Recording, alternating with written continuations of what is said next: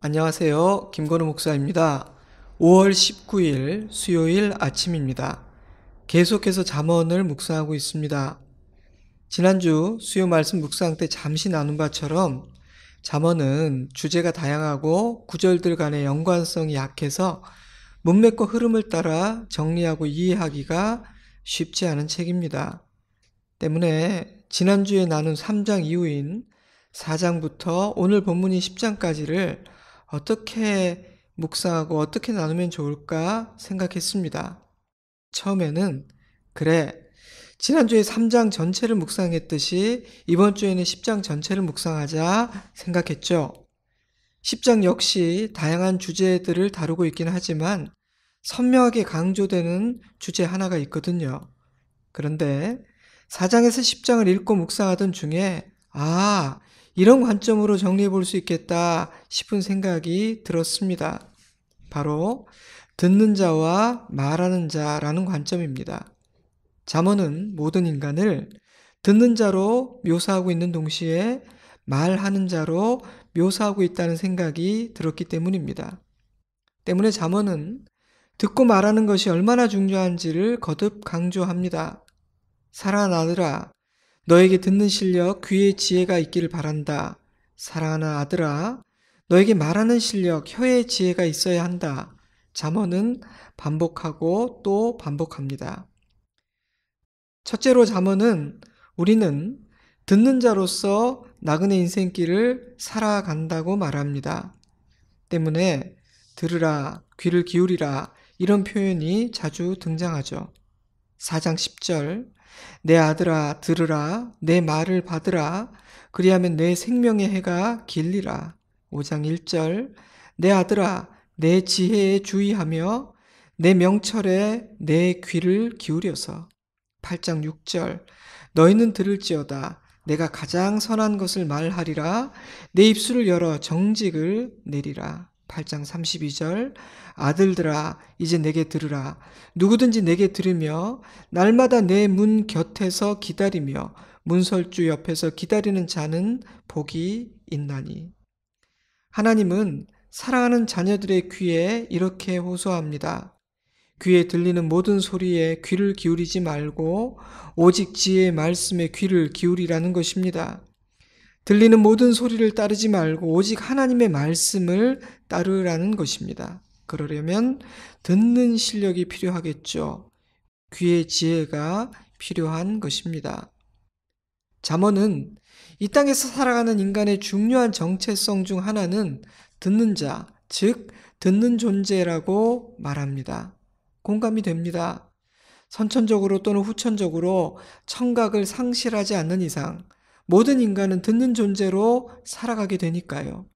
우리는 아침에 눈을 뜨는 그 순간부터 잠자리에 드는 그 순간까지 또한 출생의 순간부터 무덤에 들어가는 그 순간까지 수많은 소리를 들으며 살아가게 됩니다.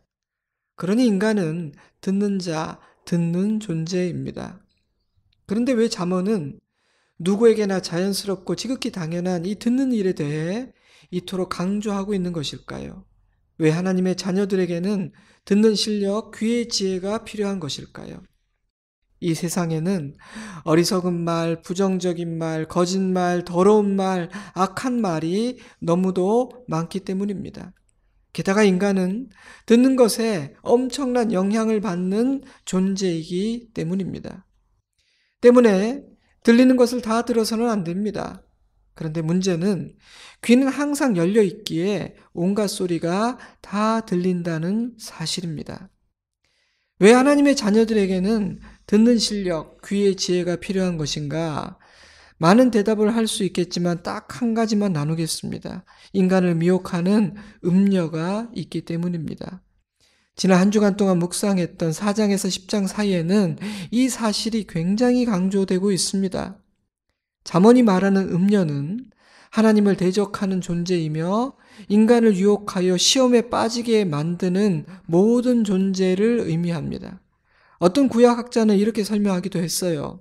음녀는 아들이 속한 공동체에 속한 사람이 아니다. 그러므로 아들과 같은 가치관과 기준을 갖고 있지 않다. 그녀는 언약 공동체 밖에 있는 존재이기에 세속적인 사고를 하며 세속적인 말을 한다.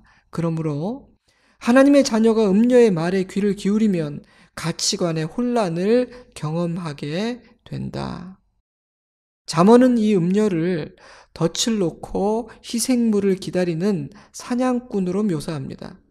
왜냐하면 음녀는 의도적으로 접근하며 망하게 하고 죽이는 것이 목적이기 때문입니다. 때문에 우리는 음녀를 우연히 만나지 않습니다. 음녀는 삼킬 자를 찾아다니니까요. 물론 음녀의 배후에는 어둠의 영이 존재하지만 많은 경우 무섭고 사악한 모습으로 나타나는 것은 아닙니다. 잠언에 의하면 음녀는 아름답고 매력적인 모습으로 나타납니다. 6장 25절 내 마음에 그의 아름다움을 탐하지 말며 그 눈꺼풀에 홀리지 말라. 아들에게 권면하는 아버지는 음녀의 매력을 깎아내리지 않습니다. 오히려 아름답고 그 눈이 매력적이라고 말하죠. 그래서 음녀 유혹에 빠지기 쉬운 것입니다. 그런데 왜 음녀의 존재와 듣는 일이 연결되고 있는 것인가? 음녀의 존재와 귀의 지혜, 듣는 실력은 왜 연결되는 것일까? 그 이유는 음녀는 말하는 존재이기 때문입니다. 7장 11절은 이 여인이 이런 사람이라고 묘사합니다.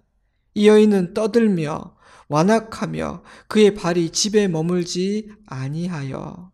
이 여인의 중요한 특징 중 하나는 떠드는 것이고 돌아다니는 것이라는 것이죠. 우리말 성경과 바른 성경으로 다시 읽어드리겠습니다. 그 여자는 수다스럽고 고집이 세며 그 여자는 말이 많고 예절이 없으며. 잠언은 음녀가 말하는 자라는 사실을 거듭 강조합니다. 그런데 그녀는 거칠고 밉게 말하는 것은 아니에요. 6장 23절 대저 명령은 등불이요 법은 빛이요 훈계의 책망은 곧 생명의 길이라. 이것이 너를 지켜 악한 여인에게 이방 여인의 혀로 호리는 말에 빠지지 않게 하리라. 7장 4절 지혜에게 너는 내 누이라 하며 명철에게 너는 내 친족이라 하라. 그리하면 이것이 너를 지켜서 음녀에게 말로 호리는 이방 여인에게 빠지지 않게 하리라. 7장 13절 그 여인이 너를 붙잡고 그에게 입맞추며 부끄러움을 모르는 얼굴로 그에게 말하되 여러 가지 고운 말로 유혹하며 입술에 호리는 말로 꿰물어. 잠언에 의하면 음녀는 고운 말로 유혹하며 말로 호립니다. 그녀는 교활합니다. 자신의 좋지 않은 의도를 감추는데 능합니다. 그러니 하나님의 자녀들에게 귀의 지혜, 듣는 실력은 중요할 수밖에 없는 것입니다. 이 세상에는 사단이 곳곳에 심어놓고 수화로 부리는 음녀가 존재하기 때문입니다. 그래서 하나님은 아들아 나의 말에 귀를 기울이라 지혜의 부름에 응답하라 음녀의 호리는 말에 속지 마라 강조하고 또 강조하십니다. 그녀의 음성을 듣고 따라가면 죽게 되니까요. 그럼에도 불구하고 너무도 많은 사람들이 지혜의 말이 아닌 음녀의 말에 귀를 기울이고 음녀의 말을 따르게 됩니다. 잠언은 그런 모습을 이렇게 묘사하죠. 7장 21절 여러 가지 고운 말로 유혹하며 입술에 호리는 말로 꿰물어. 젊은이가 곧 그를 따랐으니 소가 도수장으로 가는 것 같고 미련한 자가 벌을 받으려고 쇠사슬에 매이러 가는 것과 같도다. 필경은 화살이 그 간을 뚫게 되리라. 새가 빨리 그물로 들어가되 그의 생명을 잃어버릴 줄을 알지 못함과 같으니라. 왜 이런 일이 일어나는 것일까요? 지혜의 말보다 음녀의 말이 더 달콤하고 듣기 좋은 까닭입니다. 음녀의 말은 지혜롭고 나에게 유익하고 매우 현실적이고 실제적인 대안처럼 들리는 까닭입니다. 왜 그런 걸까요? 저는 이런 묵상을 해보았어요. 음녀는 죄로 타락한 인간의 본성이 좋아하는 말을 합니다. 그러나 하나님은 거듭난 하나님의 자녀, 하나님의 백성된 자들의 새로운 본성과 신분에 어울리는 말씀을 하십니다. 그러니 죄의 쓴뿌리가 아직 남아있는 우리에게 어떤 말이 더 달콤하게 들리겠습니까? 음료는 땅의 언어, 인간의 언어로 말하며 우리의 경험과 지식과 상식에 말합니다. 그러나 하나님은 하늘의 언어, 영의 언어로 말씀하시며 우리의 신앙, 믿음에 말씀하십니다. 때문에 타락하고 믿음 없는 인간에게는 음료의 말이 더 쉽고 이해가 되고 믿어집니다. 지혜의 말씀은 어렵고 부담스럽게 들리며 믿어지지도 않습니다. 지혜의 말은 오직 예수 그리스도 안에서 거듭난 자에게만 들리고 믿어지는 것입니다. 하나님의 말씀은 믿음으로 받는 자에게만 달콤하고 소망이 되는 것입니다. 사랑하는 성도 여러분이요, 나에게는 어떤 소리가 달콤하고 믿어집니까? 나는 누구의 소리에 아멘하고 따르고 있습니까? 우리에게는 귀의 지혜, 듣는 실력이 필요합니다. 그래서 하나님은 이렇게 말씀하시죠. 7장 24절, 이제 아들들아 내 말을 듣고 내 입의 말에 주의하라. 내 마음이 음녀의 길로 치우치지 말며 그 길에 미혹되지 말지어다. 아멘. 잠언은 음녀의 말에 미혹되어 실족하지 않기 위해 아예 음녀를 피해야 한다, 귀를 닫아야 한다 권면합니다. 들었지만 거절하고 들었으나 따르지 않는 그런 지혜와 실력도 필요하지만 아예 상종조차 하지 않는 것이 더 현명하다는 것입니다. 저는 아주 현실적인 조언이라고 생각해요. 왜냐하면 우리는 듣는 것에 영향을 받게 되는 참으로 연약한 존재이기 때문입니다. 저는요, 그렇게 자신의 연약함을 알고 인정하고 대비하는 자가 시험에 들지 않고 실족하지 않는다고 생각합니다. 그것이 지혜입니다. 우리는 절대로 자만해서는 안 됩니다. 그러나 하나님은 적극적이고 공세적인 아주 좋은 길도 가르쳐 주십니다. 6장 20절에서 24절 말씀 좀 길지만 읽어드릴게요. 내 아들아, 내 아비의 명령을 지키며 내 어미의 법을 떠나지 말고 그것을 항상 내 마음에 새기며 내 목에 매라. 그것이 내가 다닐 때 너를 인도하며 내가 잘 때 너를 보호하며 내가 깰 때 너와 더불어 말하리니 대저 명령은 등불이요 법은 빛이요 훈계의 책망은 곧 생명의 길이라. 이것이 너를 지켜 악한 여인에게 이방 여인의 혀로 호리는 말에 빠지지 않게 하리라. 아멘. 하나님의 말씀이 그 지혜가 나를 인도하고 나를 보호한다. 우리는 그 지혜와 대화하면서 걸을 수 있다. 저는 이 말씀, 이 약속이 너무나 좋고 든든합니다. 사랑하는 성도 여러분, 하나님을 가까이 하고 하나님의 말씀을 마음에 새기고 따름으로 인도함을 받고 보받는 우리이기를 주님의 이름으로 축복합니다.